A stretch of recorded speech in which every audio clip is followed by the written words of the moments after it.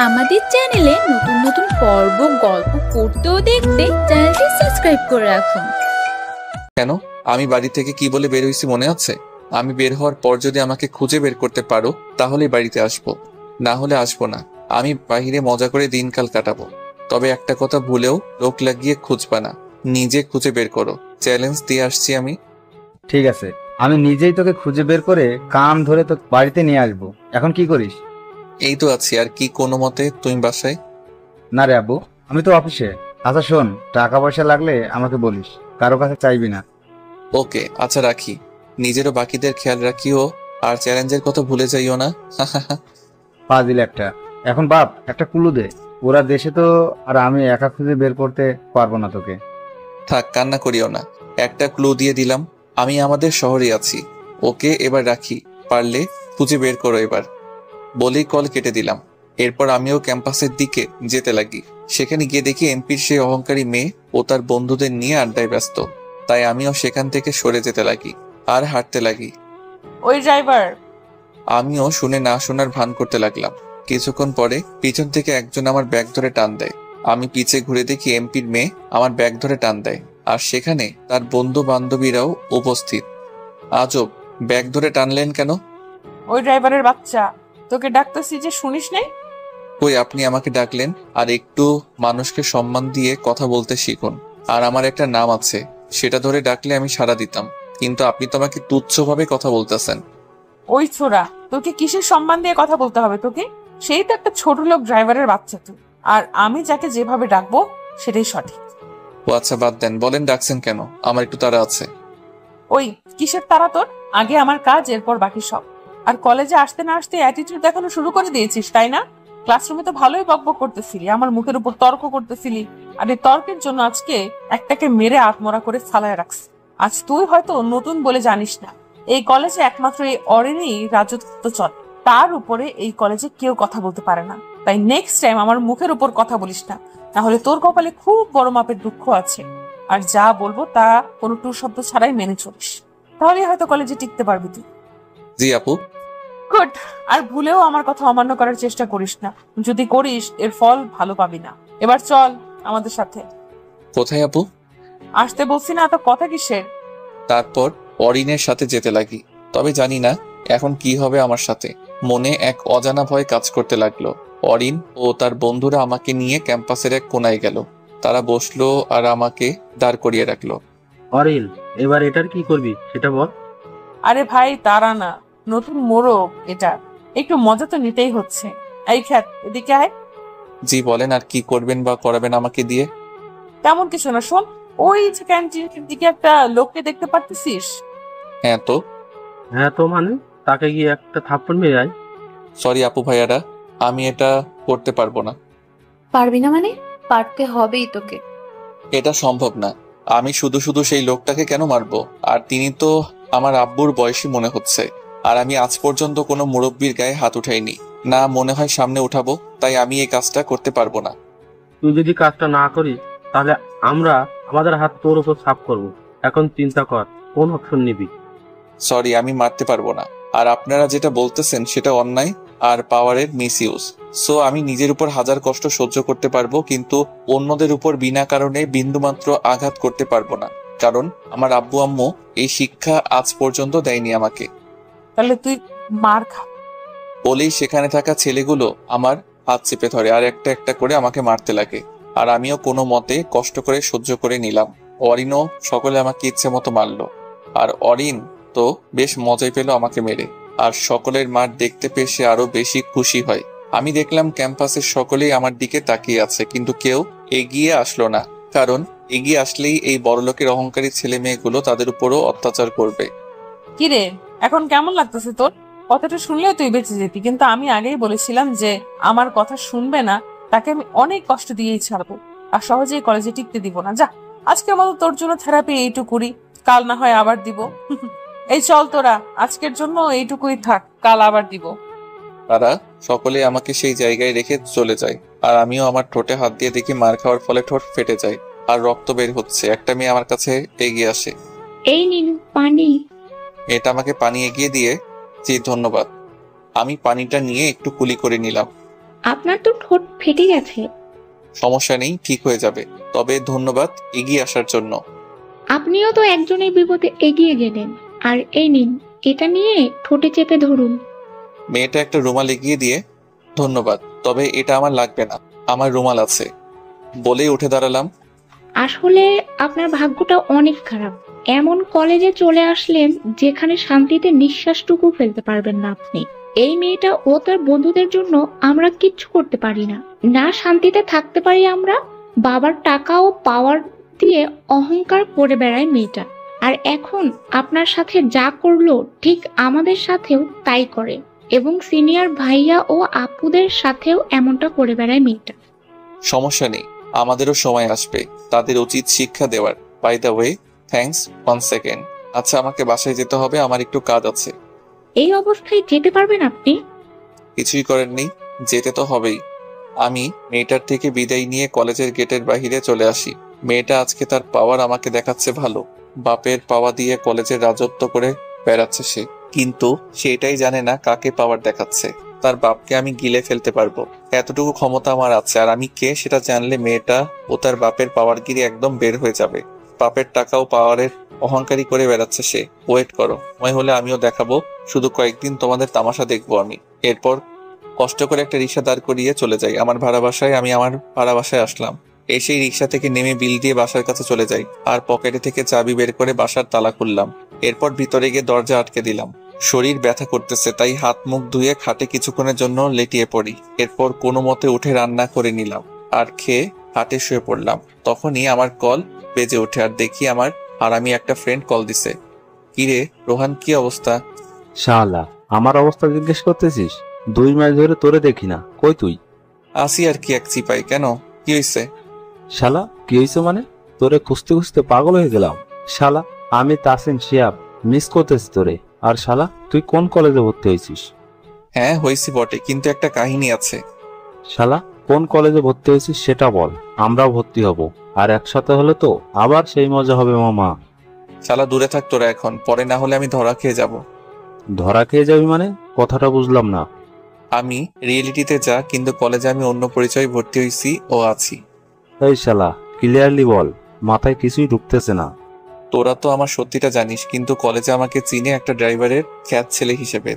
কি, ড্রাইভারের ছেলে? তাও তুই? কথাটা শুনে পুরোই বেক্কেল হয়ে গেলাম। তুই যদি ড্রাইভারের ছেলে হোস তাহলে আমরা কি? আমরা বাদ দিলাম, আমি তাহলে কি হব?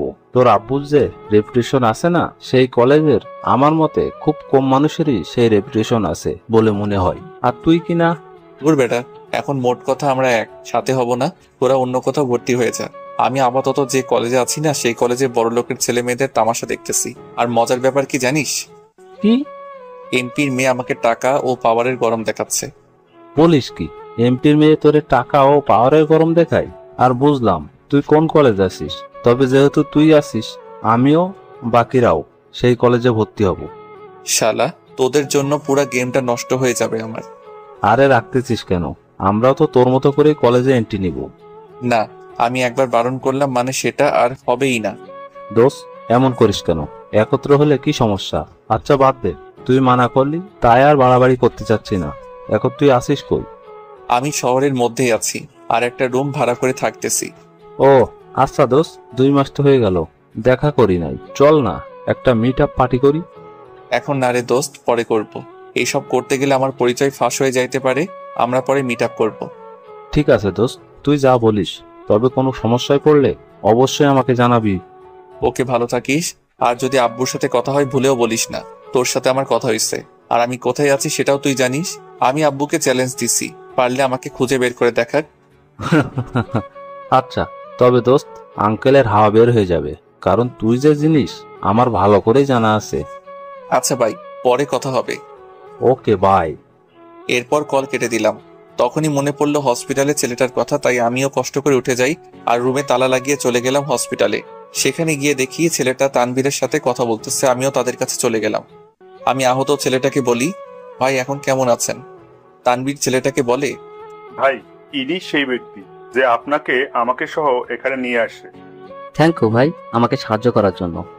ভাই এটা আমার কর্তব্য ছিল। আচ্ছা ভাই, আপনার নামটা কি? আমার নাম সুজন। আমার নাম অন্তর। আচ্ছা তানভীর ভাই, বিলের কথা কিছু বলছে? না, বলে নাই। আর আমাকে ভাই ডাকিয়েন না। আমরা কি বন্ধু হতে পারি? হ্যাঁ নিশ্চয়ই, তবে বন্ধুরা যেভাবে তুই তোকারি করে সেভাবে কথা বললে বন্ধু হতে পারি। তারপর আমরা তিনজনে বন্ধুত্ব করে নিলাম। আচ্ছা, আমি বিলের ব্যাপারটা জেনে আসি। আমিও যাব তোর সাথে।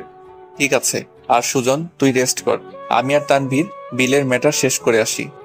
এরপর আমি আর তানভীর মিলে কাউন্টারে গেলাম। এরপর পেশেন্টের ডিটেলস দিয়ে বিলের কথা জিজ্ঞাসা করলাম। স্যার, বিল কিভাবে দিবেন? ক্যাশ নাকি ক্রেডিট? জি, ক্রেডিট কার্ড। তখনই দেখলাম তানভীর চোখ বড় বড় করে আমার দিকে তাকিয়ে আছে। জিব্বায় কামড় দিলাম। শালার ভুলেই গেলাম আমি এখন একজন সাধারণ ড্রাইভারের ছেলে, যার কাছে টাকা পয়সা তেমন থাকার কথা না, থাকলেও কম থাকবে। আর ক্রেডিট কার্ড তো ভুলেও থাকার কথা না। অন্তর, তুই ক্রেডিট কার্ড দিয়ে বিল দিবি? হ্যাঁ, এগুলো আমার ইনকামের টাকা। আমি ফ্রিল্যান্সিং এর টাকা ব্যাংকে জমিয়ে ক্রেডিট কার্ড করে রাখছি। ও আচ্ছা। এরপর বিল দিয়ে দিলাম। তানভীর, হ্যাঁ বল অন্তর। সুজনকে সন্ধ্যায় ডিসচার্জ করে দিবে বললো, তাই তাকে বাড়িতে আসতে হবে। ওকে। এরপর সন্ধ্যা পর্যন্ত কোনো মতে কষ্ট করে তানভীরের সাথে ছিলাম। সুজনকে ডিসচার্জ করে দিল, আর আমরাও একটা সিএনজি ভাড়া করে তার বাড়িতে পৌঁছে দিলাম। আচ্ছা দোস্ত, তোর নাম্বারটা দিতে পারবি? আরে বেটা নে, মানা করছে কে? পরে নাম্বার দিলাম। আচ্ছা ঠিক আছে দোস্ত, কাল কলেজে দেখা হবে। ওকে, খোদা হাফেজ, ভালো থাকিস। তানভীরকে বিদায় দিয়ে চলে গেলাম নিজের ভাড়া করা বাসায়। এরপর রাতের খাবার খেয়ে আম্মুর সাথে কথা বলে ঘুমিয়ে পড়ি। সকালবেলা আমি ঘুম থেকে উঠে ফ্রেশ হয়ে রওনা দিলাম কলেজের উদ্দেশ্যে। কলেজের গেটে পৌঁছে গেলাম আর কলেজের গেট দিয়ে ঢুকতে লাগি। এই অন্তর, দাঁড়ান। পিছন থেকে মেয়েলি কণ্ঠে। তখনই আমি পিছনে তাকালাম আর দেখলাম কালকের মেয়েটা আমাকে ডাক দিল, আর আমিও থেমে গেলাম। কেমন আছেন? হ্যাঁ ভালো, আপনি কেমন আছেন? এই তো ভালোই আছি। চলেন একসাথে কলেজের দিকে যাই। চলেন। আমরা দুজনেই কলেজের ভিতরে যেতে লাগি। আচ্ছা, আপনার নামটাই তো জানা হলো না। আমার নাম আশা, আর আমি আপনার নামটা জানি। জানেন কিভাবে? আরে আমি আপনার ক্লাসমেট, আর গতকাল আপনি আপনার নাম ও পরিচয় দিলেন না। ও হ্যাঁ, আচ্ছা চলেন ক্যান্টিনের দিকে নাস্তা করব। এরপর আশাকে নিয়ে ক্যান্টিনে গেলাম আর একটা টেবিলে বসলাম। তো আপনার বাবা কি করে? আমার বাবা একজন সাধারণ চাকরিজীবী, আমি মধ্যবিত্ত পরিবারের মেয়ে। যাক, ভালোই। এরই মধ্যে আমাদের নাস্তা চলে আসলো। নাস্তা নিন। আমি আশাকে ট্রে এগিয়ে দিয়ে আমরা দুজনেই নাস্তা করতে ব্যস্ত। ওলে বাবালে, এই এদিকে দেখ, ড্রাইভারের বাচ্চা আসতে না আসতে গার্লফ্রেন্ড জুটিয়ে নিল। আমি দেখলাম অরিন ও তার বন্ধু বান্ধবীগণ ক্যান্টিনে উপস্থিত, আর তারা আমাকে ও আশাকে নিয়ে মজা করতেছে। কি রে ছোট লোকের বাচ্চা, আসতে না আসতে গার্লফ্রেন্ড পেয়ে গেলি? ভালোই তো। আশা, এনাদের কথায় কান দিয়ে লাভ নাই, আপনি নাস্তা করেন। ওই বলে না, পাছে লোকে কিছু বলে, ধরে নেন ব্যাপারটা অনেকটা এমনই। কিরে ছোট লোক, জিএফ পেলি কই? আমাদের সাথে একটু পরিচয় করিয়ে দে, আমরা একটু পরিচিত হই তার সাথে। আরে করিস কি অনেক, দেখ তাদের ডেটে ডিস্টার্ব করতেছিস কেন? চালিয়ে যাক না, ছোট লোকের ডেটিং। তবে এই ড্রাইভারের বাচ্চা, আমাদের টেবিলটা একটু পরিষ্কার করে দিয়ে যেত, তোকে 10 টাকা দিব। আমরা কথা কানে না দিয়ে নাস্তা করতে লাগি। কি রে ছোট লোকের বাচ্চা, কথা কানে যায় না? বলছি না এসে টেবিল পরিষ্কার করে দিয়ে যা। আমিও আর বসে থাকতে পারলাম না, দাঁড়িয়ে পড়লাম। দাঁড়ালেন কেন? ওই যে দেখতেছেন না, ডাকতেছে। বসেন আপনি, এদের তো আর কাজ নেই, খালি আমাদের মতো ছেলে মেয়েদের নিয়ে এই সবই করতে পারে। মনে তো হয় না এইগুলোর একটাকেও বাসায় শিক্ষা দিছে। এই মেয়ে, কি বললি তুই? অরিন, মেয়েটা কিন্তু আমাদের ইনসাল্ট করলো। দাঁড়া, এই মেয়েটার সাথে এই ড্রাইভারের বাচ্চাকে উচিত শিক্ষা দিতে হবে এবার। বলে অরিন ও বাকিরা টেবিলে বসা থেকে দাঁড়িয়ে যায় আর আমাদের দিকে এগিয়ে আসে। এই মেয়ে, কি বললি তুই? তোর সাহস তো কম না। এই মেয়েটাকে ধর, আজকে এটার 12টা বাজাবো। তার আগে এই ছোট লোকের বাচ্চার খবর নেই। অরিনের কথা মতো তার বন্ধুরা মেয়েটাকে ধরে আর অরিন আমার দিকে এগিয়ে আসে, আমার কলার চেপে ধরে। এই ড্রাইভারের বাচ্চা, তোকে কাল বলেছিলাম আমি যেটা বলবো নিমিষেই তোকে সেটা করতে হবে। কাল মার খেয়ে মন ভরে নাই তোর? যা, তোর আজকে মন ভরিয়ে দেবো। বলেই অরিন কষে আমাকে 4টা থাপ্পড় দিল আর মারতে লাগে। তারপরেও চুপ রইলাম, কিছুই করলাম না আমি। এই দুইজন মেয়েটাকে ধর, আর বাকিরা এই ছোট লোকের বাচ্চাকে ইচ্ছে মতো নিজের হাত সাফ করে। অরিনের কথা মতে অরিনের বন্ধুরা আমাকে মারতে লাগে। কিছুক্ষণ মারার পরে আমাকে ছেড়ে দেয়। এই মেয়ে, তোর সাহস তো কম নয়। তুই আমাদের অশিক্ষিত বলিস, আমাদের তুচ্ছ করে কথা বলিস। তোকে এর উপযুক্ত শাস্তি দিতেই হবে। বলে অরিন আশার দিকে এগিয়ে যেতে লাগে। যখনই আশাকে ধরতে যাবে ঠিক তখনই আমি অরিনের হাত ধরে ফেলি। আমাকে যা করছেন কিছুই বলি নাই, কিন্তু এনাকে কোনো কিছু করতে যাবেন না। ছোট লোকের বাচ্চা, তুই আমার হাত ধরছিস? তোর সাহস তো কম না। আপনার কপাল ভালো, আমি আপনাকে এখনো কিছুই করতেছি না। যদি আপনার জায়গায় কোনো ছেলে হতো তাকে জন্মের শিক্ষা দিয়ে দিতাম আমি। হাত ছাড় বলতেছি। তখনই পিছন থেকে অরিনের একটা বন্ধু আমাকে চেপে ধরে। ছোট লোকের বাচ্চা, অরিনের হাত ছাড়। অরিনের হাত ছেড়েই নিমিষেই পিছিনায় ঘুরে ছেলেটার নাকে ঘুষি মেরে দেই, আর সেও উল্টে পড়ে। ঘটনাটা দেখে অরিনের আরো দুটো ছেলে বন্ধু এগিয়ে আসে, আর তাদের দুটাকে এক এক করে মেরে ক্যান্টিনের ফ্লোরে ফেলে রাখি। এবার অরিনের হাত ধরে সোজা ক্যাম্পাসের দিকে নিয়ে যাই, আর ঘটনাটা দেখে সেখানে উপস্থিত ছেলে মেয়ে আমার কাণ্ড দেখে অবাক হয়ে যায়। আমি অরিনকে কলেজ ক্যাম্পাসের একদম মাঝখানে নিয়ে আসি আর দিলাম সজোরে থাপ্পড়, যাকে অরিন ব্যালেন্স রাখতে না পেরে ক্যাম্পাসে পড়ে যায়। এই মেয়ে, কি মনে করিস নিজেকে? বাপের টাকা ও পাওয়ার আছে বলেই কি যা খুশি করে বেড়াবি নাকি? আর তোদের টাকা আর পাওয়ার আছে বলেই তোরা মানুষ, বাকিরা মানুষ না। তোদের টাকা আছে বলেই রাজত্ব করে বেড়াবি, আর বাকিদের তোদের চাকর মনে করিস। মনে হয় না তোকে বাসায় কেউ শিক্ষা দিছে। ছোট লোকের বাচ্চা, তুই আমাকে মারছিস, এর ফল তোকে খুব ভালোভাবেই ভোগ করতে হবে, দেখিনিস? দেখা যাক কে ফল ভোগ করে। পড়ে থাক এখানে, ইচ্ছা তো করতেছে তোর হাত পা ভেঙে পঙ্গু করে তোকে এই কলেজের গেটে বাটি হাত বসিয়ে দিতে। তবু মেয়ে বলে শুধু থাপ্পড়ে দিলাম। তোর বন্ধুগুলোকে মেরে কি হাল করছি দেখিস নাই? তবুও তোর ভাগ্য ভালো। আজ তুই যা করছিস এর জন্য তোকে জঘন্যভাবে পস্তাতে হবে, বলে দিলাম। তারপর থাক, তোর মতো নিরীহ এমপির মেয়ের সাথে বকবক করতে ইচ্ছা করতেছে না, থাক পরে এখানে বলে আশাকে নিয়ে ক্লাসের দিকে চলে গেলাম। অন্যদিকে অরিনের মনে অন্তরের জন্য ক্ষোভ জমে গেল। সেও মোবাইল বের করে তার বাবাকে আজকের ঘটনাটা বলে, যা শুধু অরিনের বাবা খেপে যায়। কোন বিয়াদব ছোট লোকের বাচ্চা সাহস হয়েছে আমার আদরের মেয়ের গায়ে হাত দিচ্ছে? আমি তাকে দেরের ভাত খাইয়ে ছাড়বো। আবু, কিছু একটা করো। তুই চিন্তা করিস না মা, আমি দেখতেছি বেটাকে। বলেই কল কেটে দিল। ছোট লোকের বাচ্চা, আজ পর্যন্ত আমার আব্বু আম্মু আমার গায়ে হাত উঠালো না, আর তুই কিনা আমাকে থাপ্পড় দিলি। তোকে তো এবার মজা বোঝাবো আমি। এইদিকে অন্তর, তুমি অরিন ও তার বন্ধুদের মারাটা উচিত করনি। এখন অরিন নিশ্চয়ই তার বাবাকে বলবে। ভয় পাই নাকি? এই অরিন তার এমপি বাপকে? আমাকে চিনে না তো। আমাকে চিনলে এই এমপি আমাকে বাপ বাপ বলে, আমার পা চাটতে চলে আসবে। কিছুক্ষণ পরে স্যার আসে আর আমরাও ক্লাসে মন দিলাম। ক্লাস শেষ করলাম। আমি আশাকে নিয়ে যখনই বাহিরে গেলাম দেখলাম অরিন ও তার বাবা উপস্থিত, আর তাদের সাথে 5 জন পুলিশও আছে। আমাকে দেখেই অরিনের বাবা আমার কলার ধরে। এই বিয়াদবের বাচ্চা, তোর সাহস কি করে হলো আমার মেয়ের গায়ে হাত দেওয়ার? আর তোর তো আমি হাত দিলাম না, আর তুই কিনা আমার মেয়ের চড় মারছিস। আজকে তোর খবর আছে। অরিনের বাবা আমার কলার ধরে বলে, অফিসার, এই বিয়াদবকে নিয়ে যান আর উচিত শিক্ষা দিবেন এটাকে। এই তোরা বেটাকে হাত করা পড়িয়ে নিয়ে আয়। অফিসারের কথা মতে কনস্টেবল গুলো আমার হাতে হাত করা পরিয়ে দেয়, যা দেখে অরিন একটু স্বস্তি পায়। অফিসার, এই বেটারে এমন হাল করবেন যাতে এরপর এই বেটা কেন কোনো মানুষেরই সাহস না হয় আমার মেয়ের গায়ে হাত দেওয়ার। প্রয়োজনে হাত, শরীরের হাড়গুলো ভেঙে দিবেন বেটার। আপনি কোনো চিন্তা করবেন না, আমরা দেখতেছি বেটাকে। এই তোরা নিয়ে চল। পুলিশ আমাকে নিয়ে যেতে লাগে। আশা অফিসারকে কিছু বলতে চাইছিল, আমি থামিয়ে দেই আর ইশারা দিয়ে বুঝিয়ে দেই শান্ত থাকতে। আমাকে নিয়ে পুলিশ যেতে লাগে। বলছিলাম না আমাকে মেরে তুই অনেক বড় ভুল করছিস, এখন মজা বুঝবি তুই। আমি অরিনকে দেখে একটা মুচকি হাসি দিলাম আর যেতে লাগি পুলিশদের সাথে।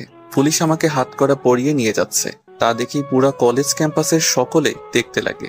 আমাকে পুলিশের গাড়িতে বসানো হয়, ঠিক যেমনটা আসামিদের বসিয়ে নিয়ে যাওয়া হয় আমাকেও সেভাবেই নিয়ে যেতে লাগে। তবে আমার মনে কোনো ভয় নেই, কারণ প্রথমত আমি কোনো অন্যায় করি নাই, দ্বিতীয়ত সামনে যা হবে তা আমি ঠিক সামনে নিতে পারবো বলে মনে করছি। কিরে, তুই এভাবে চুপচাপ বসে আছিস কেন? কথা বলছিস না যে? বোবা নাকি? আমি কথাই নয় কাজে বিশ্বাসী, তবে কিছু কথা না বললেই নয়। আপনারা এমপির কথা মতো আমাকে তুলে নিয়ে যাচ্ছেন, তার কারণ হলো আমি এমপির মেয়েকে মারছি। শুধু এমপির মেয়ে না, এমপির মেয়ের বন্ধুদেরও মারছিস।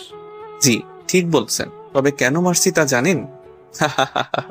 আসলে আপনারা সেটা জিজ্ঞেস করার প্রয়োজনই মনে করেননি। থাক, কিছুই বলবো না, আর কথা বাড়িয়েও লাভ নেই। থানায় চলেন, সেখানে যা হবার হবে। আমি আর কোনো কথা না বলে তাদের সাথে যেতে লাগি।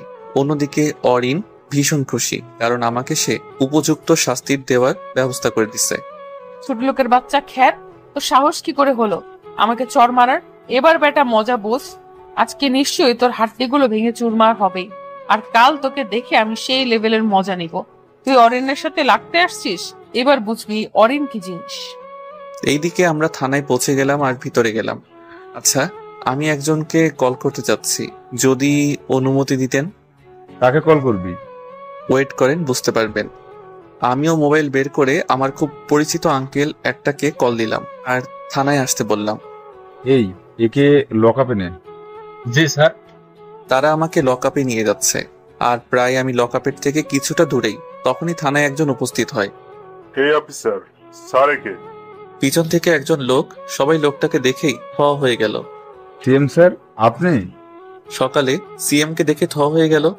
সিএম স্যার, আপনি এখানে কি করতেছেন? আমি এখানে কি করতেছি সেটা পরে বুঝ, আগে ছেলেটার আমার কাছে নিয়ে আয়। কোনটাকে স্যার? কোনটাকে মানে? ওই ছেলেটাকে। সিএম আমার দিকে আঙ্গুল দেখিয়ে সিএম এর কাণ্ড দেখে সেখানে উপস্থিত পুলিশ সদস্য সকলেই থ হয়ে গেল, কারণ স্বয়ং সিএম থানায় আসছে আর আমার দিকে ইশারা করে বলতেছে তার কাছে নিয়ে যেতে। আমাকে কনস্টেবল সিএম এর কাছে নিয়ে যায়। অন্তর বাবা, ঠিক আছিস তুই? সিএম এর কথাটা শুনেই সকলে থ হয়ে গেল, কারণ সিএম আমাকে বাবা আর আমার নাম ধরে ডাকতেছে। অথচ পুলিশদের সাথে খারাপ ব্যবহার করলো সিএম, কিন্তু আমার সাথে ভালো ব্যবহার করতে দেখে তারা টাসকি খেয়ে গেল। আমি আমার হাত করা দেখিয়ে, আঙ্কেল আমি তো ঠিক আছি, কিন্তু। এই, তোরা কার হাতে হাত করা পড়াইছিস? বল তাড়াতাড়ি এটা। আরে আঙ্কেল, কুল এন্ড রিল্যাক্স, এটা জাস্ট একটা হাত করা। এটা সবার জন্য না। আর তারা তোকে কেন এখানে আনছে? আর এই, তোরা এর হাত করা খুলতেছিস না কেন? সিএম এর ধমক শুনে সাথে সাথে আমার হাত করা খুলে দেওয়া হয়। এবার বল, তোকে এখানে কেন আনছে? সাইডে আসো, সব বলতেছি। আমি সিএম আঙ্কেলকে সাইডে নিয়ে যাই আর ঘটনাটা খুলে বলি। মোশারফের বেশি পার চলে আসছে, তাই না? দাঁড়া, দেখাচ্ছি মজা। না আঙ্কেল, কিছু করিও না, আমি একটু তামাশা দেখতে চাই। আর শুনো, আব্বুর সাথে কথা হইলে এই ব্যাপারে কিছুই বলিও না। শুধু এই ব্যাপারে না, আমার সাথে যে দেখা হইছে, আমি যে এখানে আছি সেটাও বলিও না। কেন? আমি এই এমপির শেষ দেখেই ছাড়বো। না, আমি বারণ করলাম। কথা শুনো, আমি যখন বলবো তখন যা করার করিও, কিন্তু এখন না। আর যা বলছি সেটাও যাতে মনে থাকে। আর শুনো, ভুলেও যাতে এরা আমার পরিচয় জানতে না পারে, ঠিক আছে? ঠিক আছে, তুই যা বলিস, তবে নেক্সট টাইম যেখানে সমস্যায় পড়বি আগে আমাকে কল দিবি, ওকে? ওকে আঙ্কেল, এখন আমি যাই, পরে কথা হবে। আর থ্যাংক ইউ আসার জন্য। ওই, আমি তোর বিপদে আসলাম, এটা আমার কর্তব্য, এতে থ্যাংক ইউ দেওয়া লাগবে না। কেন, আমাকে কি মেয়ের জামাই বানাবা নাকি? দূর বেটা, মেয়েই তো নাই, না হলে কি হাতছাড়া করতাম তোকে? আফসোস। আচ্ছা আঙ্কেল, আমি যাই। আমি তোকে পৌঁছে দিই। আরে আঙ্কেল, আমি বাসায় থাকি না তো, আমি একটু আলাদা আছি। আর লাগবে না, আমি যাইতে পারবো।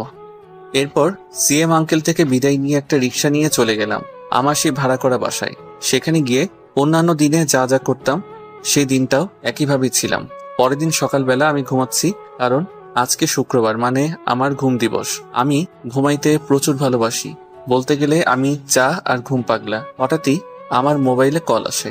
আমিও কোনো মতে নড়ে চড়ে উঠলাম আর দেখলাম রোহান কল দিল। হ্যালো, কিতা হইছে? মামা, আজকে তো শুক্রবার, চলো মিট করি।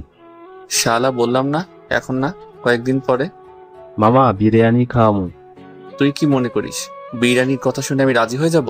আরে আমি কেন, আমার আব্বু রাজি হয়ে যাবে। কই তুই বল, আমি এখনই আসতেছি। শালা, আমি জানতাম তো বিরিয়ানির কথা শুনে তুই লাফাইতে লাফাইতে আসবি। মামা, তোর ফেভারিট রেস্টুরেন্টে আয়, আমরা অপেক্ষা করতেছি। আমি আসবো ঠিকই, কিন্তু যে রূপে আসি সেইভাবে আসবো। দোস্ত, একটু আপগ্রেড হয়ে আয়, হালকা হলেই হবে। আচ্ছা, আসতেছি, ওয়েট করে রাখি। ওকে, তাড়াতাড়ি আয়। বলেই কল কেটে দিল। প্রায় 2 মাস পর সে হারামি বন্ধুদের সাথে মিট করব। বিরিয়ানির জন্য অতটা এক্সাইটেড না যতটা হারামিগুলোর সাথে মিট করতে এক্সাইটেড আমি। তাই ফ্রেশ ও গোসল করে নিলাম, কারণ এখন বের হলে মনে হয় না বাসায় আসতে পারবো। এর চেয়ে ভালো একসাথে জুমার নামাজটাও পড়ে আসবো। তারপর গেঞ্জি প্যান্ট পরে রেডি হয়ে নিলাম আর বাসায় তালা লাগিয়ে চলে গেলাম গন্তব্যের উদ্দেশ্যে। আমি সেই জায়গায় পৌঁছে গেলাম যেখানে হারামিগুলো আসার কথা বলল। আমিও রেস্টুরেন্টের ভিতরে যেতেই দেখলাম 3 হারামি, সিহান, রোহান আর তাসিন বসে আছে। ভালো তো ভালো না, এইসবই করে বেড়াই তোরা। তারা আমাকে দেখে টেবিলের থেকে উঠে ঝাঁপিয়ে পড়ে আমার উপর। শালা তোকে কত মিস করছি জানিস? আর আমি আমাদের ফেলে থাকতে পারতেছিস? আমরা তো শালা মনে হয় এতিম হয়ে গেলাম। শেষমেশ দেখা তো করলাম, তো কি অবস্থা তোদের সেটা বল। সেই মজায় আছি শালা, দিনকাল বোরিং যাচ্ছে, আগের মতো মজা করতে পারতেছি না। মজা মাস্তি করতে বারণ করলো কে? কর তোরা মজা মাস্তি। তুই থাকলেই মজা করা যায়, না হলে তো। ব্যাস শুরু করে দিলাম চারজনই আড্ডা। নামাজের সময় চারজনই নামাজ পড়ে আবার আড্ডা দিতে ব্যস্ত। লাঞ্চও বাহিরে করি আমরা, এরপর আবার আড্ডায় মেতে থাকি। আর আড্ডাও মজা মাস্তি করে দিনটা শেষ করে ফেললাম। রাতের বেলা, ওকে হারামিগণ, আজকের মজা এতটুকুই থাক। আবার দেখা হলে জমি আড্ডা ও মজা মাস্তি করব। মামা, নেক্সট কবে মিট করবি? দেখি, তবে আশা করি এই মাসে আর মিট হবে না। আচ্ছা, তোরা কলেজে ভর্তি হয়েছিস? হ্যাঁ হয়েছি, রোহান আমাদের বলেছিল তোর ব্যাপারে, কিন্তু তুই তো বারণ করলি আর বললিও অন্য কোথাও ভর্তি হইতে, তাই হলাম অন্য একটা কলেজে। কিন্তু একটা কথা, যখনই কোনো বিপদে পড়বি বা হেল্প লাগবে আমাদের অবশ্যই বলবি। ওকে। এরপর তাদের থেকে বিদায় নিয়ে হেঁটে হেঁটে বাসার দিকে যেতে লাগি। রাস্তায় হাঁটছি আর আজকের দিনটার কথা ভাবতে লাগি। কতই না মজা করলাম আজকে। আসলে বন্ধু ছাড়া না লাইফটা বোরিং, কারণ একমাত্র বন্ধুরাই পারে একটা দুয়াশা জীবনকে রঙিন করে দিতে। আমি আমার বাসার দিকে যেতে লাগি, তখনই দেখলাম কিছু বখাটের ছেলে একটা মেয়েকে তাড়া করতেছে। আমিও দৌড়ে সেখানে চলে যাই। দেখলাম মেয়েটাকে সেই বখাটের ছেলেগুলো ধরে ফেলে আর আমিও সেখানে চলে যাই। এই যে ভাইয়ারা, এটা কি হচ্ছে? মেয়ে পাইলেই কি হাইনার মতো ঝাঁপিয়ে পড়তে হবে নাকি? এই ছেলে, এখান থেকে কেটে পড়, নাইলে কিন্তু খুব খারাপ হয়ে যাবে। ভাই, আমিও বলতেছি খুব খারাপ হয়ে যাবে, তবে আমার না। ভাই, ছেলেটার গায়ে মনে হয় চর্বি চলে আসছে, তাই আমাদের সাথে লাগতে আইছে। তাহলে বেটা চর্বি কমিয়ে দে। ব্যাস বলতেই সেখানে থাকা একটা ছেলে আমার কাছে এসে আমার কলার ধরে। আমিও বেশি কিছু করি নাই, যে হাত দিয়ে আমার কলার ধরলো সেই হাতটা ধরেই দিলাম মোচড়। শালা মনে করছিস কিছুই করবো না, তাই ডাইরেক্ট কলার ধরে ফেললি, এবার কেমন লাগতেছে? বলতে সেখানে থাকা আরো দুজনে আমার উপর ঝাঁপিয়ে পড়ে। তাদের একটার পেটে দিলাম লাথি, আর একটার ঘাড় চেপে ধরি, আর পিঠে দিলাম খুব জোরে ঘুষি, আর সেও পড়ে গেল। এবার লাস্ট একজন বাকি। কি রে, এবার কি তুই আসবি? থাক, আমি আসতেছি বলেই সামনে যেতে নিব, সাথে সাথে সে দৌড়ে পালায়। আর আমিও মেয়েটার কাছে চলে যাই। আমি মেয়েটার কাছে গিয়ে দেখি এটা অরিনের বান্ধবী। আপনি ঠিক আছেন? হ্যাঁ, ধন্যবাদ আপনাকে। যদি সময় মতো না আসতেন তাহলে আমার হয়তো খুব বড় ক্ষতি হয়ে যেত। আচ্ছা, আপনার কি আক্কেল বলতে কিছুই নেই? এত রাতে রাস্তায় কি করতেছেন? আপনি জানেন না আমাদের দেশের অবস্থা? আর মেয়েদের জন্য দিনের বেলা সেফ না, আর আপনি কিনা রাতের বেলা রাস্তায় চলাফেরা করেছেন, তাও একা। আসলে আমি একটা ফ্রেন্ডের বাড়িতে গেছিলাম আর আসতে লেট হয়ে যায়, পরে গাড়ি পাইনি বলে একা একা রাস্তায় হেঁটে হেঁটে আসতে হয়। কেন? আপনার বড়লোক বান্ধবীর গাড়ি দিয়ে পৌঁছে দিতে পারেনি আপনাকে? সারাক্ষণ তো তার সাথে থাকেন, তাহলে এতটুকু হেল্প করতে পারলো না সে? আসলে আমি অরিনের সাথে থাকি ঠিকই, তবে ওর কথা হ্যাঁতে হ্যাঁ করি যাতে ওর অত্যাচার সহ্য করতে না হয়, কিন্তু মন থেকে আমি পছন্দ করি না। আচ্ছা বাদ দেন, চলেন আপনাকে বাড়ি পৌঁছে দেই। আপনাকে এখন একা ছাড়া ঠিক হবে না, বলা তো যায় না কোন কোনায় কোন জানোয়ার লুকিয়ে আছে। তারপর আমি মেয়েটাকে তার বাড়ি পর্যন্ত পৌঁছে দিলাম। থ্যাঙ্কস আমাকে বাঁচানোর জন্য আর বাড়ি পৌঁছে দেওয়ার জন্য। ওয়েলকাম। এবার বাড়িতে যান, আমি বাসায় যাব। তারপর আমি আমার বাসায় চলে আসি, আর সেখানে এসেই ফ্রেশ হয়ে খাটে লেটিয়ে পড়ি আর দিলাম ঘুম। সকালবেলা অ্যালার্মের আওয়াজে ঘুম ভেঙে যায়। আমিও উঠে ফ্রেশ হয়ে নিলাম। এরপর চলে গেলাম কলেজে। আমি কলেজের গেট দিয়ে ঢুকতে দেখে অনেকে আমার দিকে অবাক চোখে তাকিয়ে আছে। হয়তো তারা ভাবছে কাল আমাকে পুলিশে যেভাবে ধরে নিয়ে গেল নিশ্চয়ই আমাকে মেরে হাত পা ভেঙে দিবে, কিন্তু আমার কিছুই হয়নি। আসলে হবেই বা কি করে? আমাকে বাঁচানোর জন্য অনেক মানুষ আছে। আমি দেখলাম আশা ক্যাম্পাসে বসে আছে, আমিও সেখানে চলে গেলাম। কি খবর আশা ম্যাডাম? আমার আশাই মনে হচ্ছে। তুমি ঠিক আছো অন্তর? ঠিক আছি বলেই তো সামনে দাঁড়ায় আছি। এরপর আমি আশার সাথে কথা বলতে ব্যস্ত। কিছুক্ষণ পরে একটা মেয়ে আমার সামনে এসে দাঁড়ায়, আর আমি মেয়েটাকে দেখে থ হয়ে গেলাম। ঈশিতা, তুই? কে এই মেয়ে অন্তর? আপু, আমি কে সেটা না হয় পরে বলবো, তার আগে এই যে মিস্টার রহমান, আমি আপনাকে এটা জিজ্ঞেস করবো না আপনি এখানে কি করেন বা এভাবে রূপ নিয়ে আছেন কেন। শুধু এটাই বলবো, শহরে থাকার পরেও বাড়িতে আসিস না কেন তুই? বাড়িতে আসিস না কেন মানে? এই অন্তর, এ কি বলতেছে এইসব? মাথায় কিছু ঢুকছে না। তুমি একে চিনো? কেন? এর বাবা মাও আমাকে ভালো করেই চিনে, কারণ এই মানুষটার বোন আমি। কি? অন্তর, এটা তোমার বোন? হ্যাঁ, এটা আমার বোন। তবে ঈশিতার সাথে আমার কিছু কথা আছে। আশা, আমি একটু আসি, আর তুই চল আমার সাথে। আমি ঈশিতাকে নিয়ে যেতে লাগি। ভাইয়া তুই শহরে আছিস কিন্তু বাড়িতে আসিস না কেন? কতই না মিস করি তোকে আমি। আব্বু আম্মু। আব্বুকে চ্যালেঞ্জ দিছি যাতে আমাকে খুঁজে বের করে, যদি খুঁজে বের করে তবেই বাড়িতে যাব। তবে তুই এখানে কি করে আসলি? এই কলেজের সামনে দিয়ে গাড়ি নিয়ে যাচ্ছিলাম আর তখন তোকে দেখি। প্রথমে মনে করলাম এটা আমার ফ্রম, পরে তো দেখি এটা সত্যিই তুই। কিন্তু ভাইয়া তুই এইভাবে কেন? এমনি আর কি ভালো লাগে? আমার আবার শো অফ করতে ভালো লাগে না, নিজেকে সাধারণ রাখতেই ভালো লাগে। কিন্তু ভাইয়া এটা সাধারণের চেয়েও সাধারণ লাগছে। এই ড্রেসে তোকে কেমন জানি অদ্ভুত লাগতেছে। বাদ দে, শোন, এখন আমার সাথে যে দেখা হয়েছে সেটা যাতে কেউই জানতে না পারে, আর আমি যে শহরে আছি সেটাও যাতে কেউ জানতে না পারে। আর 1 মিনিট, তুই গাড়ি ড্রাইভ করে আনছিস? না ভাইয়া, ড্রাইভার তো আছে, আমি ড্রাইভার নিয়েই চলি। আর কথা রইলো ড্রাইভারের কথা, সেটা একবার আম্মু দেখলে তো হইছে। আচ্ছা বাসায় যা, আর আপাতত দ্বিতীয়বার যাতে তুই এখানে আসিস না, কারণ এখানে সকলে জানে এখানে আমি একটা লো ক্লাস ড্রাইভারের ছেলে, আর তোকে দেখলে আমাকে নিয়ে অন্য কিছু মনে করবে, সেটা আমি মোটেও চাই না। কি তুই এখানে নিজেকে ড্রাইভারের ছেলে বলে পরিচয় দিচ্ছিস? কিন্তু কেন ভাইয়া? কারণ আমি এখানে কিছু বড়লোকি অহংকারী মানুষের তামাশা দেখতেছি, পরে তাদের যোগ্যতা দেখিয়ে ছাড়বো আর বুঝিয়ে দিব নেভার জাজ someone by seeing his outside.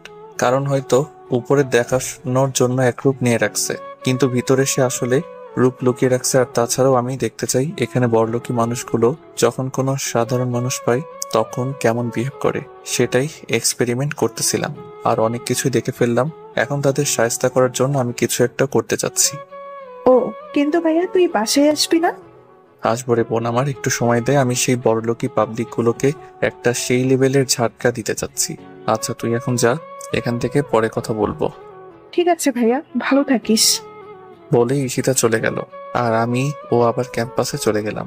সেখানে আমি আশার কাছে যেতে লাগি, তখনই অরিন আমার সামনে উপস্থিত। কি রে ছোট লোকের বাচ্চা, কি অবস্থা? আমি দেখলাম তার বন্ধু বান্ধবীরা সেখানে উপস্থিত। আমার তো ভালোই, আপনার বলেন? আমারও ভালো।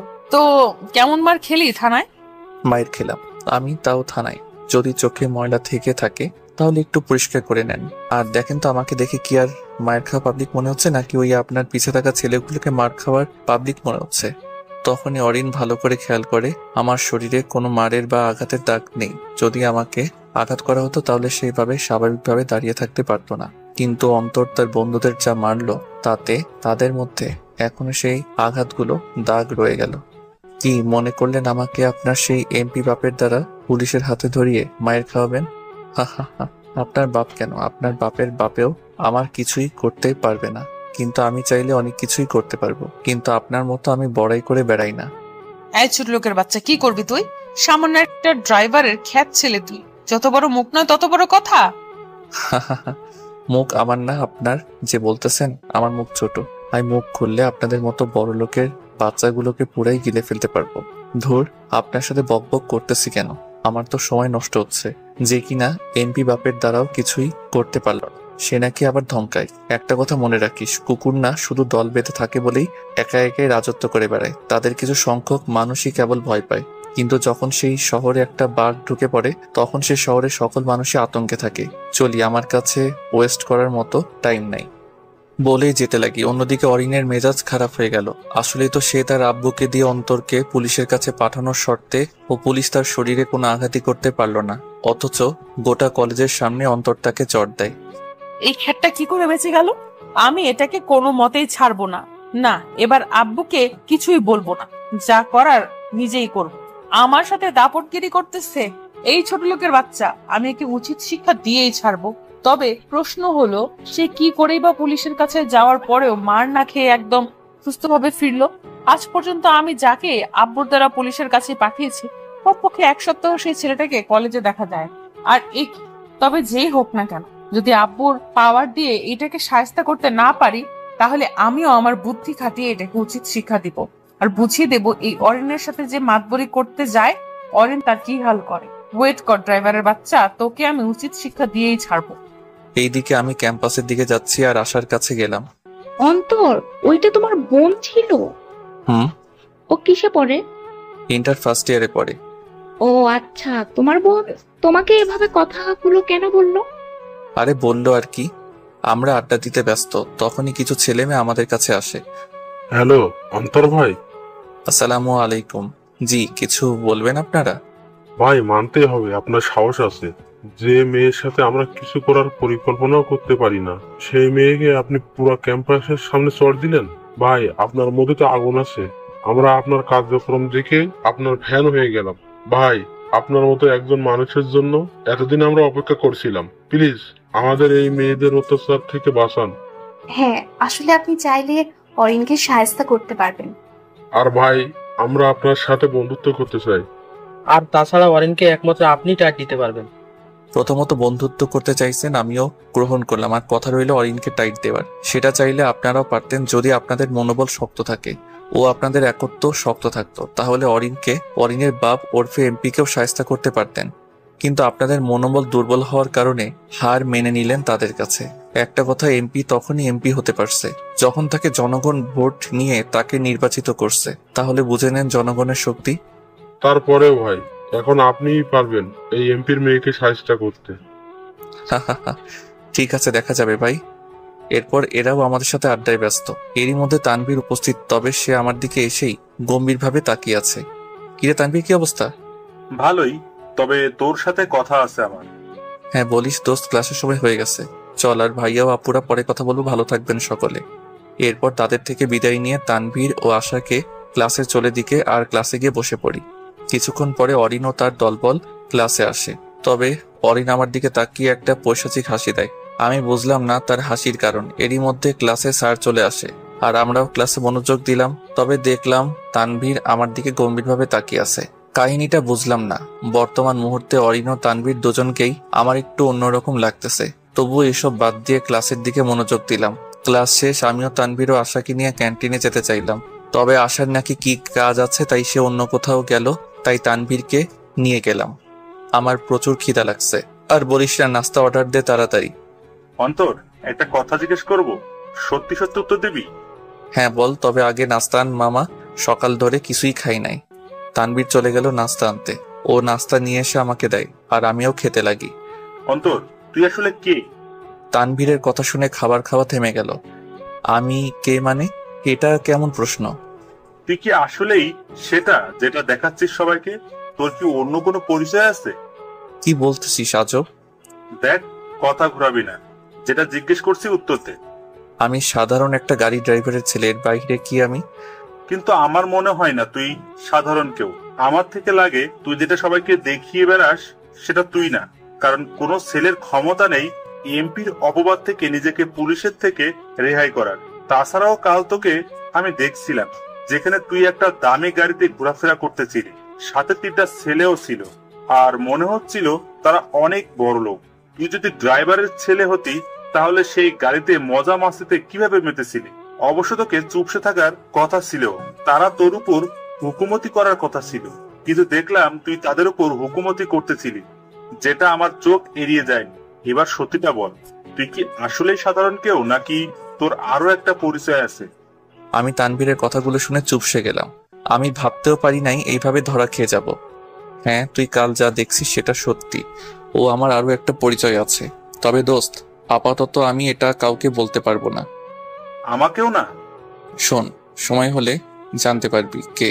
তবে তোর যেহেতু আমার সম্পর্কে জানার এতই আগ্রহ ও আমার অর্ধেক রহস্য জেনেই গেছিস, তাহলে আমার সত্যিটা সর্বপ্রথমে তোকেই বলবো। তবে আমাকে এই ব্যাপারে ফোর্স করিস না। ঠিক আছে, তবে সত্যিটা আমাকেই আগেই বলবি। ওকে। এরপর নাস্তা করে আমিও তানভীর থেকে বিদায় নিয়ে কলেজের বাহিরে চলে যেতে লাগি আর নিজেকেই নিজে গালমন্দ করতে লাগলাম। আজ একটা ভুলের জন্য তানভীর আমার সত্যিটা প্রায় জেনেই গেছে, কিন্তু আমি চাই না কেউ এখন সত্যিটা জানুক। তবে যে ভুলটা করছি আগামীতে সেটা আর করা যাবে না। আমি কলেজের গেটের বাহিরে রিক্সার জন্য দাঁড়িয়ে আছি। ঠিক তখনই কেউ একজন পিছন থেকে আমার মুখে রুমাল ধরে। আমি রুমাল সরিয়ে দেখতে যাব, ততক্ষণ সময় পাইনি, তার আগেই বেহুশ। যখন চোখ খুললাম তখন নিজেকে একটা রুমে আবিষ্কার করলাম। আমি সেই রুমে খাটের উপর শুয়ে আছি। আমিও শোয়া থেকে উঠে পড়লাম আর রুমটা ভালো করে দেখতে লাগলাম। রুমটা ভালো করে দেখেই থ হয়ে গেলাম, কারণ রুমটা আমার ভালো করেই চেনা। আমি কিডন্যাপ হয়েছি ঠিকই, তবে আমি এখন এখানে কি করে আসলাম সেটা মাথায় ঢুকতেছে না। কারণ আমি আমাদের বাড়িতে আমার রুমে আছি, কিন্তু কিভাবে তা অজানা। কিছুক্ষণ পরেই দরজার আওয়াজ আসে। আমি দরজার দিকে তাকালাম আর দেখলাম আম্মু আসছে রুমে। উঠছে? তবে আম্মু। হ্যাঁ বল। আমি এখানে কিভাবে? আমাকে চ্যালেঞ্জ করেছিলি না, পূরণ করে দিলাম তোর চ্যালেঞ্জ। আমি দেখলাম আমি দরজায় থেকে আস্তে আস্তে কথাটা বলল। আমি আব্বুর দিকে হা করে তাকিয়ে আছি। ওই মুখ বন্ধ কর, মশা ঢুকে যাবে। তুমি কিভাবে জানলে আমি কোথায় আছি? কি মনে করছিস তুই নিজেকে আমার থেকে লুকিয়ে বেড়াবি? হা হা হা, এতটাই সহজ নাকি? আমার যতটুকু মনে হচ্ছে তুমি নিজে থেকে আমার খোঁজ বের করনি, কারো ধারায় বা কাউকে দিয়ে কাজটা করছো। আর আমি যে ভয়টা পাইছি মনে করছি আজকে হয়তো রক্ষা নাই আমার। কেন, কি অঘটন ঘটাচ্ছিস তুই? কোনো অঘটন ঘটাই নাই আমি, যেটা জিজ্ঞেস করছি সেটা বলো। তোর আপু তোর বোনের ড্রাইভারের দ্বারা তোর খোঁজ পায়। সে নাকি তোকে একটা কলেজের সামনে দেখছে, আর তুই নাকি ইতিশের সাথে কথা বলছিস এটাও দেখছে। পরে তোর আব্বুকে বলে, তারপর টুক করে আমাকে কিডন্যাপারের মতো কিডন্যাপ করে বাড়িতে নিয়ে আসে। বাহ আব্বু বাহ, ভালোই বাটপারি করছো। চ্যালেঞ্জ দিলাম, মনে করছিলাম সুন্দর করে তুমি আমার চ্যালেঞ্জ কমপ্লিট করবা, কিন্তু তুমি তো বাটপারি করে আবার ভাব নিতেছো, আবার নিজেকে কিছু একটা মনে করতেছো। কেমনে যে তুমি শহরের নামি দামি একজন মানুষ তা জানি না, আল্লাহই জানে কার কার সাথে বাটপারি করছো তুমি। কেমনে যে শফিকুর রহমান থেকে শহরের টপ বিজনেসম্যান শফিকুর রহমান হইলে আল্লাহই জানে। জি হ্যাঁ, আমি মোহাম্মদ ওবায়দুর রহমান অন্তর, শহরের টপ বিজনেসম্যান শফিকুর রহমানের ছেলে, যাকে শহরের নামি দামি মানুষেরা ও পলিটিশিয়ানরা ভালো করে চিনে ও সম্মান করে। কিন্তু আমাদের সাথে মজা করেই থাকেন উনি। আসলে আব্বু আমাদের সাথে অনেক ফ্রিলি ব্যবহার করে, হাজারো প্রেশার থাকার পরেও আমাদের সাথে কোনো দিনও রাগ দেখিয়ে কথা বলে নাই। বলতে গেলে আব্বু আমাদের অনেক ক্লোজ বন্ধু। ছাড়াও আব্বু আমাদের সহযত্নেই বড় করে, আমাদেরকে কোনো কিছুরই কমতি রাখেননি। আমাদের যেটা প্রয়োজন শুধু একবার বললেই মুহূর্তের মধ্যে আব্বু এনে দেয়। আমি, আম্মু, আব্বু ও বোন ইশিতা মিলে হ্যাপি ফ্যামিলি আমাদের। তবে কোনোদিনও আমাদের কুশিক্ষাগুলো দেননি তারা সবসময় আমাদের সঠিক ও সুশিক্ষাই দিছে। না হলে তো আজ সেই এমপির মেয়ের মতো আমরাও একই কাজ করে বেড়াতাম। তবে আমি শো অফ করতে মোটেও পছন্দ করি না, কারণ আমি নিজেকে একজন সাধারণ মানুষ হিসেবেই রাখতে চাই। আর আমি আমার আব্বুর পরিচয় সবার কাছে নিজেকে প্রকাশ করতে চাই না। আমি নিজেকে সাধারণ মানুষ হিসেবে পরিচিতি দিতে চাই। যদি আমি আব্বুর পরিচয় তাদের কাছে নিজেকে প্রকাশ করি তাহলে তারা আমাকে আলাদা চোখে দেখবে ও আব্বুর পরিচয়ের জন্য সম্মান আর আব্বুর পরিচিতি শেষ হয়ে যায়, তাহলে তারাও আমাকে গণ্য করা ভুলে যাবে। কিন্তু যদি আমি নিজেকে সকলের কাছে আব্বুর পরিচয় ছাড়া নিজের যোগ্যতা ও ব্যবহার যদি প্রকাশ করি তাহলে তারা আমাকে অনেক সম্মান করবে ও আমার সাথে মিশবে, যেটা আমার নিজের তৈরি সম্মান ও যোগ্যতা হবে। বাহ আব্বু বাহ, কি আর বলবো, চিটার তুমি। চিটারি করে আমার সাথে প্রতিটা খেলা হোক, অন্য কাজ হোক, জিতো তুমি। জানি না আম্মু কেমনে যে এরকম চিটার বাটপার টাইপের মানুষকে বিয়ে করলো, নাকি আম্মুকে ফাঁসিয়ে বিয়ে করছো তুমি? ওই দেখা যায় তাল গাছে, থুকো তাল গাছ না, আম গাছ দেখা যাচ্ছে। আব্বু ছেলে ঝগড়া পড়ে, আগে দুইজনে ফ্রেশ হয়ে আসো, আমি দুপুরে খাবার রেডি করতেছি। আম্মুর কথা মতোই আপাতত আব্বু ও আমার কথাবার্তা রেখে চলে গেলাম। ফ্রেশ হয়ে এসেই খাটে লেটিয়ে পড়ি কিছুক্ষণের জন্য। আমি কোনোদিনও ভাবতে পারি নাই আমার আব্বু আমাকে এইভাবে বাড়িতে আনবে। বিষয়টা আমাকে হাসাচ্ছে। ছেলেকে বাসায় আনার জন্য আব্বু কিডন্যাপার হয়ে গেল। কিছুক্ষণ পরে খাবারের জন্য ডাক পড়ে আর আমিও চলে যাই ডাইনিং টেবিলে, সেখানে বসে পড়ি। 2 মাসের বেশি হয়ে যায় আমরা পরিবারের সকলে মিলে এক টেবিলে খাবার খাই নাই, আর আজ খেতে বসলাম। সকলে বেশ মজা করে একসাথে বসে কথা বলতে বলতে লাঞ্চ করে নিলাম। এরপর আমিও রুমে চলে গেলাম। কিছুক্ষণ পরে দেখি ঈশিতা আমার রুমে আসে। কিরে, এখানে কি করিস? কি করি মানে? আমি তো রুমে আসতে পারবো না। না আসতে পারিস সেটা তো মানা করি নাই, আয় বস খাটে। এরপর ঈশিতা খাটে এসে বসে। আচ্ছা ভাইয়া, তোর পাশে একটা মেয়েকে দেখছিলাম, মেয়েটা কে ছিল? মেয়েটা আমার ক্লাসমেট। শুধুই কি ক্লাসমেট নাকি অন্য কিছু? দিব একটা, ওইটা শুধুই আমার ক্লাসমেট ও বান্ধবী বলতে পারিস, এর বাহিরে কিছুই না। আর শোন, পাকনামি একটু কম কর, আমি আছি আমার জ্বালায় আর উনি কিনা। আচ্ছা ভাইয়া, আজ থেকে তো এখানেই থাকবি তাই না? না রে বোন, আমি এখানে থাকবো না, কারণ এখানে থাকলে সকলে আমার সত্যিটা জেনে যাবে, যেটা আমি চাই না। আমি সকলের কাছে সাধারণ একজন মানুষ হিসেবেই থাকতে চাই, আর আমি চলে যাব সন্ধ্যায়। ভাইয়া প্লিজ যাইস না। দেখ ঈশিতা, তুই ভালো করে জানিস কেন আমি থাকতে চাচ্ছি না, আর পারলে আম্মু আব্বুকে ম্যানেজ করতে একটু হেল্প করি সামাই। ঠিক আছে, দেখি, তুই রেস্ট কর, আমি চাই। আচ্ছা। ঈশিতা চলে যায় আর আমি ও একটু চোখ বন্ধ করে শুয়ে পড়ি খাটে। আর কখন যে ঘুম চলে আসে তা অজানা। সন্ধ্যায় আমার ঘুম ভাঙে আর আমি উঠে ফ্রেশ হয়ে নিলাম। এরপর চলে গেলাম সামনের রুমে। সেখানে গিয়ে দেখি আম্মু নাস্তা রেডি করতেছে, আব্বু টিভি দেখে আর ঈশিতা মোবাইল নিয়ে ব্যস্ত। আমিও ঈশিতার পাশে গিয়ে দিলাম চুল টান। কিরে শয়তানি, কি করিস? আউস, ভাইয়া ব্যথা পাইতেছি। তুই ব্যথা পাইলে আমার কি? দাঁড়া, দেখাচ্ছি। বলেই মোবাইল এক সাইডে রেখে এবার আমার চুলের উপর ঝাঁপিয়ে পড়ে। এই শয়তানি ছাড় বলতেছি। এখন কেমন লাগে?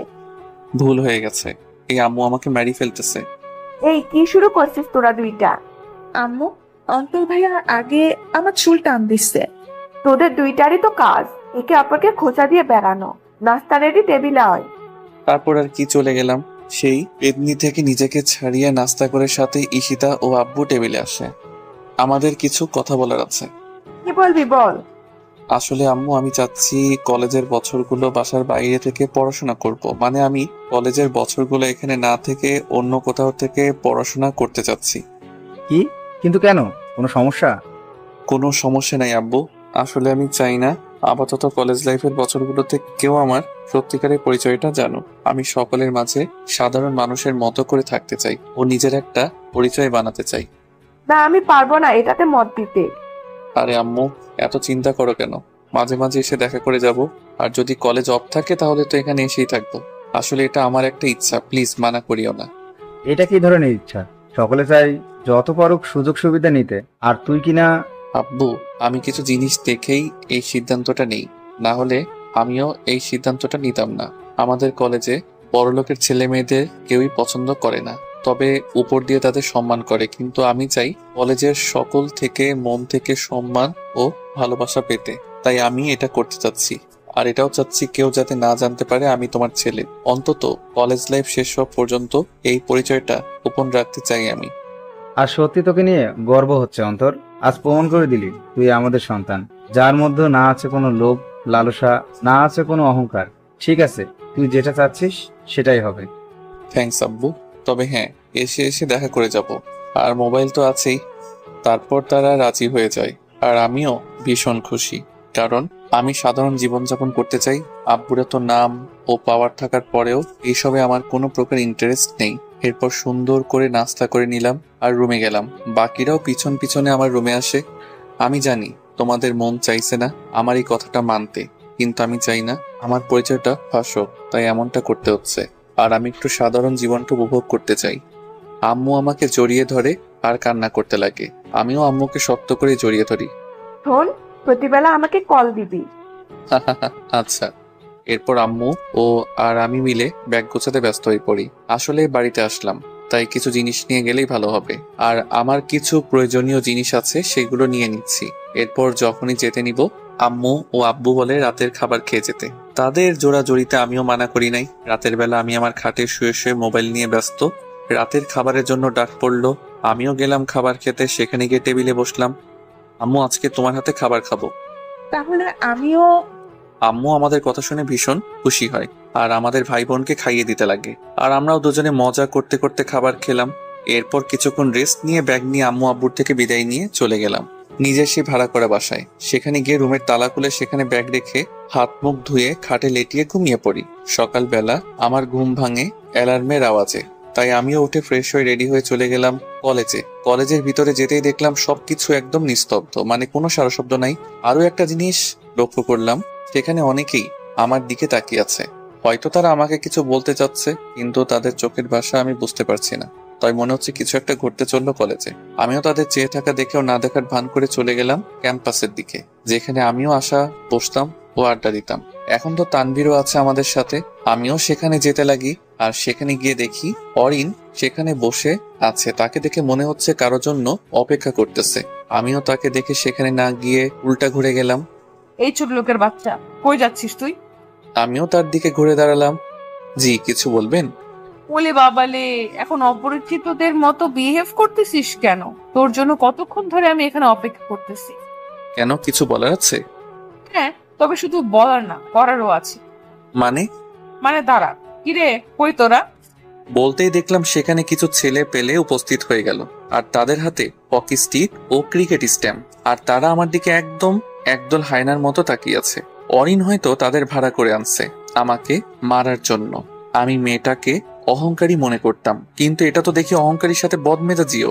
আর মেয়েটা যে আমার জন্য এসব রেডি করে বসে থাকবে তা আমার ধারণার বাহিরেই ছিল। কিরে, হাওয়া বের হয়ে গেল তোর? আমি জানি না তুই পুলিশের হাত থেকে কি করে বেঁচে ফিরলি, কিন্তু এবার এদের হাত থেকে বাঁচবি কি করে? এই যে দেখ, সবার হাতে কিছু না কিছু আছে তোর হাতগুলো ভেঙে ফেলার জন্য। এবার পালাবি কোথায়? আমি অরিনের মুখের দিকে তাকিয়ে একটা মুচকি হাসি দিলাম। বাহ, কি সুন্দর একটা হাসি দিলি। সমস্যা নেই, কিছুক্ষণ পর তো সকল হাসি বের হয়ে যাবে। জানি না তুই এদের হাত থেকে ফিরবি কিনা। যদি মরিস তাহলে আমি না হয় তোর জানালার ব্যবস্থা করে দিব, আর বেঁচে গেলে হসপিটালের বিল দিয়ে দেব। কিন্তু আমাকে চর মেরে যে অপরাধ করেছিস তুই, সেটার শাস্তি দিয়েই ছাড়বো তোকে। আমিও এর কথায় কান্না দিয়ে আমার ঘাটটা একটু এদিক ওদিক করে নাড়িয়ে নিলাম, আর পকেট থেকে মোবাইলটা বের করে নিলাম, আর নির্ভয়ে তাদের কাছে এগিয়ে যেতে লাগি। আর মোবাইলে একটা নাম্বার বের করে সেখানে একটা SMS দিয়ে দিলাম, আর সেই ছেলেগুলোর সামনে দাঁড়ালাম আমি। তবে আমি একটা ছেলের ডাইরেক্ট সামনে গিয়ে দাঁড়াই। কিছু পর আমার সামনের ছেলেটার মোবাইল বেজে ওঠে। ফোন তুল শাওন। আমার কথা শুনে সকলেই থ হয়ে গেল, বিশেষ করে শাওন, মানে যে ছেলেটা আমার সামনে দাঁড়িয়ে আছে, আর অরিন ও। এই, তুই আমার নাম কি করে জানিস আর আমাকে চিনিস তুই? কল ধরলেই বুঝতে পারবি। শাওন পকেট থেকে মোবাইল বের করে আর কল রিসিভ করে। সেও ফোনে কথা বলতে ব্যস্ত। কথা বলতে বলতে সেও আমার দিকে বারবার অবাক চোখে তাকাচ্ছে। এই নিন অন্তর ভাইয়া, ভাইয়া কথা বলবে আপনার সাথে, আর কেউ অন্তর ভাইয়াকে কিছু করবি না। তারপর আমিও মোবাইলে কথা বলে নিলাম, আর মোবাইলটা শাওনের হাতে দিলাম, আর বাকি ছেলে পেলেও শান্ত হয়ে গেল। অন্যদিকে অরিন তাদের কাণ্ড দেখে থ হয়ে গেল। সে এইসব দেখে নিজের চোখে বিশ্বাস করতে পারছে না যে আমাকে শায়েস্তা করতে লোক আনলো, কিন্তু তারা আমাকে ভাইয়া বলে কথা বলতেছে, প্লাস আপনি আপনি বলে কথা বলে সম্মান দিচ্ছে। এইদিকে অন্তর ভাইয়া, আমরা অজান্তে আপনাকে মারতে আসলাম, সরি ভাইয়া, আমাদের ক্ষমা করবেন। আসলে ভাইয়া মেয়েটা আমাদের আনছে আপনাকে শায়েস্তা করতে, কিন্তু আমরা জানতাম না আপনি রনি ভাইয়ার পরিচিত কেউ। আপনি যদি বলেন তাহলে আপনার পরিবর্তে এমপির মেয়ের 12টা বাজিয়ে দিই। লাগবে না, তোমরা যাও, এখানে থাকিও না। জি ভাইয়া, এই চল তোরা। শাওনের কথা শুনে সেখানে থাকা ছেলেপেলেগুলো শাওনের সাথে চলে যেতে লাগে। আসলে আমি শাওনের ভাই রনিকে অনেক আগের থেকে চিনি, কারণ রনি আমার অনেক আগের ফ্রেন্ড। একটা পরিস্থিতিতে পড়েই দুজনের বন্ধুত্ব হয়ে গেল, কিন্তু নিজের পরিচয় আড়ালে রাখতে চাই বলেই কারোর সাথে তেমন কথাবার্তা হয় না। আর আমি যে শহরে আছি সেটাও কেউ জানতো না। প্রথমে শিহাব ও কিছু হারামি জানলো, এরপর আস্তে করে সিএম আঙ্কেল জানলো, তারপর পরিবারের সদস্যরা, আর এখন তো আমার অনেক পুরনো বন্ধু রনিও জানলো। আমিও হেঁটে অরিনের কাছে গেলাম। সে আমার দিকে থ হয়ে তাকিয়ে আছে। আপনি আমাকে শায়েস্তা করার জন্য লোক ভাড়া করে আনছেন, কিন্তু দেখলেন তো তারা আমাকে কিছুই করলো না, বরং তারা আমাকে সম্মান করে ভাইয়া ডেকে কথা বলতেছিল। আর এর সাথে তাদের লিডার কি বলছে শুনছেন তো? সে বলল, ভাইয়া আপনি যদি বলেন মেয়েটাকে শায়েস্তা করে দেই। দেখলেন তো ব্যাপারটা? আপনি মনে করছেন শুধু আপনার কাছেই পাওয়ার আছে। আচ্ছা ধরেন আপনার কাছে পাওয়ার আছে, তাই বলে কি সেই পাওয়ারের অপব্যবহার করতে হবে? এখন আপনার কাছে ক্ষমতা আছে ঠিকই, কিন্তু সেই ক্ষমতা কি চিরস্থায়ী? আচ্ছা ধরেন আপনি আপনার বাবার ক্ষমতা দিয়ে বড়াই করে বেড়াচ্ছেন, যদি কাল আপনার বাবা সেই ক্ষমতাটুকু না থাকে তাহলে আপনার কি হবে? তখন কি করবেন? এখন যে সকলের সাথে বড়াই করে বেড়াচ্ছেন, যদি ক্ষমতা যায় তখন কলেজে আসতে পারবেন আপনি? আর তাছাড়াও ধরে নিলাম কলেজে আসলেন, আর আপনার ক্ষমতাও থাকলো অনেক বছর, কিন্তু কবরে গিয়ে কি সেই ক্ষমতার বড়াই করে বেড়াতে পারবেন? আপনি হয়তো ভুলে গেছেন আমাদের আরো একটা জীবন অপেক্ষা করতেছে আমাদের জন্য, যাকে পরকাল বলা হয়। আর সেখানে আমরা এই দুনিয়ায় যা যা করব তার সকল হিসাব দিতে হবে। সো আপনি কি সেখানে ও আপনার বাবার ক্ষমতা দেখাতে পারবেন? চুপ হয়ে আছেন কেন? উত্তর দিন। আমরা সকলে একটা কলেজে পড়ি, আর যেহেতু একটাই কলেজে আছি তাই সকলের উচিত মিলেমিশে থাকা। আর এখনো পর্যন্ত আপনি যে সকল কাজ করে আসছেন, আমার মনে হয় না আপনি বিপদে পড়লে কেউই আপনাকে সাহায্য করবে বা আপনার বিপদে এগিয়ে যাবে।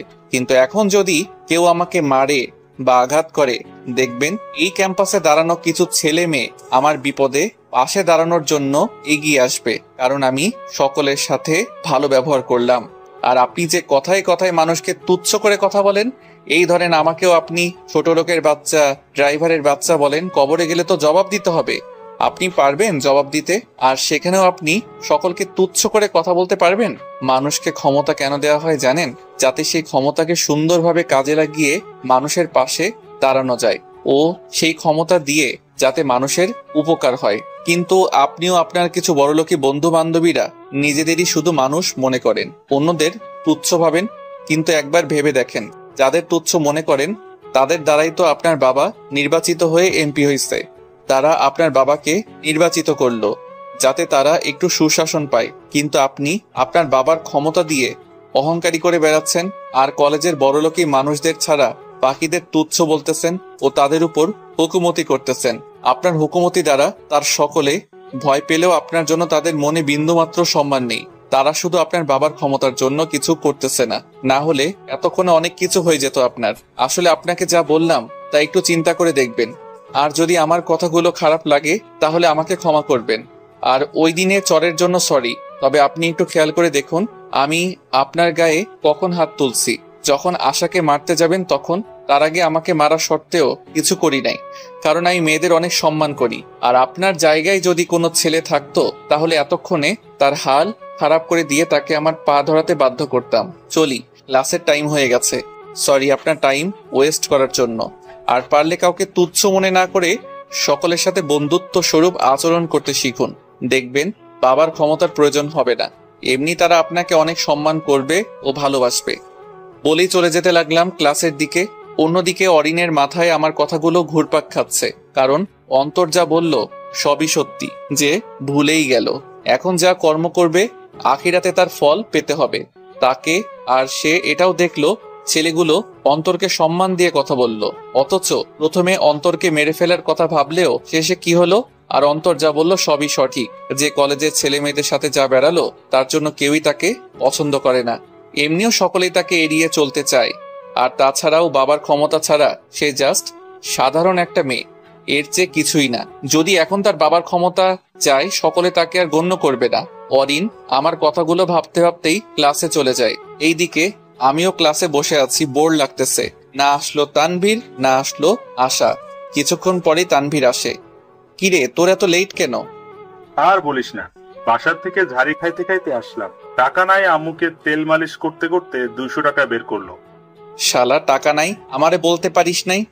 অন্তর সাহেব তো মনে হচ্ছে মালদার ব্যক্তি, তাই না? বলতে পারিস। এখন কত দিব সেটা বল। তাহলে দে না 2-3 হাজার টাকা। আমিও পকেট থেকে মানিব্যাগ বের করলাম। মানিব্যাগ খুলতেই তানভীর আমার মানিব্যাগের দিকে হা করে তাকিয়ে আছে। এই শালা কি দেখিস? শালা তোর মানিব্যাগে এতগুলো হাজার টাকার নোট? এটা দেখে থ হয়ে গেলি? তাহলে আমার সত্যিটা জানলে কি করবি? আসলেই বলতো তোর সত্যিকারের পরিচয়টা। বলবো, আগে এটা ধর। মানিব্যাগ থেকে কিছু টাকা তানভীরকে দিলাম আর মানিব্যাগ ঢুকিয়ে নিলাম। এ শালা এইভাবে কুনজর দিস না। কিছুক্ষণ পরে দেখলাম অরিন ক্লাসে ঢুকলো। তাকে দেখেও না দেখার ভান করে তানভীরের সাথে কথা বলতে ব্যস্ত। অন্যদিকে অরিন ক্লাসে ঢুকে আমাকে দিকে দেখতে দেখতে তার সিটে বসে, আর আমার কথাগুলো ভাবতে ভাবতে আমার দিকে বারবার তাকাচ্ছে। এইদিকে আমি তানভীরের সাথে হাসি মজা করতে ব্যস্ত।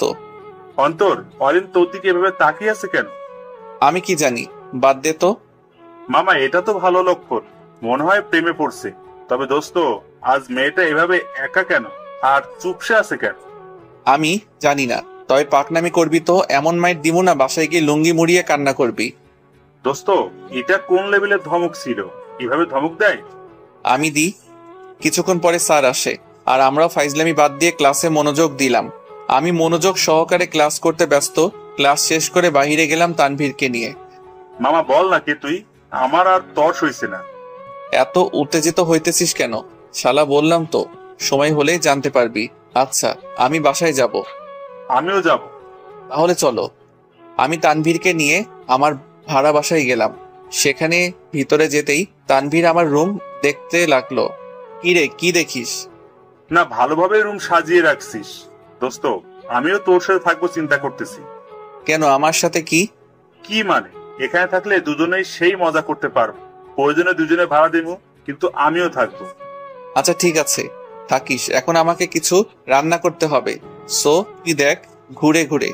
আমার রুমের মধ্যে ছোট করে একটা কিচেন আছে, সেটাতে আমি রান্না করে খাই।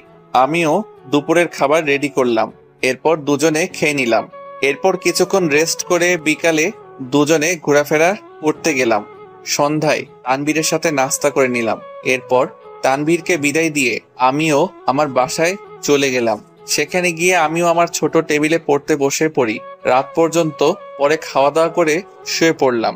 অন্যদিকে এখনো অরিনের মাথায় সেই কথাগুলো ঘুরপাক খাচ্ছে। মনে হচ্ছে আমার কথাগুলো অরিনের মাথায় একদম আটকে গেল। ছেলেটা সত্যি বললো, আব্বুর ক্ষমতা ছাড়া আমি কিছুই না। আর আমিও এমনটা হতে চাইনি, কিন্তু সঙ্গ দোষের জন্য এমনটা হয়ে গেলাম। আর কেন আমাকে আমার আব্বু থামালো না? আসলে এই ছেলেটা সত্যি ও সঠিক কথাগুলো বললো আমাকে। এখন দেখতে গেলে আমার সাথের গুলো ছাড়া কলেজের সকলেই আমাকে ঘৃণা করে। কয়েকজনকে হাসি খুশি করতে গিয়ে বেশিরভাগ মানুষকেই কষ্ট দিয়ে দিলাম। না, আমিও এবার ভালো হয়ে যাব। প্রয়োজন পড়লে সকল বন্ধুদের থেকে নিজেকে দূরে করে ফেলবো। আর তাছাড়াও এখন যারা আছে তারা আমাকে অনেক ব্যবহার করলো। আর ওই ছেলেটা তো আসতে না আসতেই কত মানুষের সাথে কথা বললো, সকলে তাকে কতই না সম্মান করলো। অনেক হয়েছে, এবার আমিও সকলের মন জয় করব। আর যারা আমাকে খারাপ বানিয়ে দিল তাদের সাথে আমি আর নেই। আমিও এই ছেলের মতো সকলের সাথে হাসি খুশি ভাবে চলাফেরা করব। কয়েকজনের হাসির জন্য শত মানুষকে কষ্ট দেওয়ার কোনো মানেই হয় না। আর ছেলেটা তো আমাকে তখনই চড় মারলো যখন তার সামনে সেই মেয়েটার সাথে খারাপ ব্যবহার করলাম। আজ সেই ছেলেটা কলেজের সকলের প্রিয়, আর আমি কিনা হাতে গোনা কয়েকজনের কাছেই কেবল ভালো, তাও আমার বাবা পাওয়ারের জন্য। না হলে তো তারা আমাকে গণ্য করতো না। অরিনও এসব নিয়ে ভাবতে ভাবতে ঘুমিয়ে যায়। সকালবেলা আমিও উঠে ফ্রেশ হয়ে চলে গেলাম কলেজে। কলেজে যেতেই লক্ষ্য করলাম আজকে কলেজের সকলেই হাসি খুশি, মানে তাদের চেহারায় এক অন্যরকম খুশি দেখতে পাচ্ছি। তাদের হাসি খুশি চেহারাটা দেখেই বেশ ভালোই লাগলো। আমিও ক্যাম্পাসে আড্ডার জায়গায় গেলাম। সেখানে বসে বসে মোবাইল বের করে টিপতে লাগলাম। কিছুক্ষণ পরে দেখলাম একটা মেয়ে আমার পাশে এসে দাঁড়ায়। আমি মোবাইলে মনোযোগ, তাই মোবাইলের দিকে তাকিয়ে আছি। এই যে মিস্টার। জি, কিছু বলবেন? হ্যাঁ, সরি। সরি মানে? আমি মেয়েটার দিকে তাকালাম। মেয়েটাকে দেখে আমি থ হয়ে গেলাম, কারণ দেখলাম মেয়েটা আর কেউ না, অরিন। সবাই ভালো থাকুন,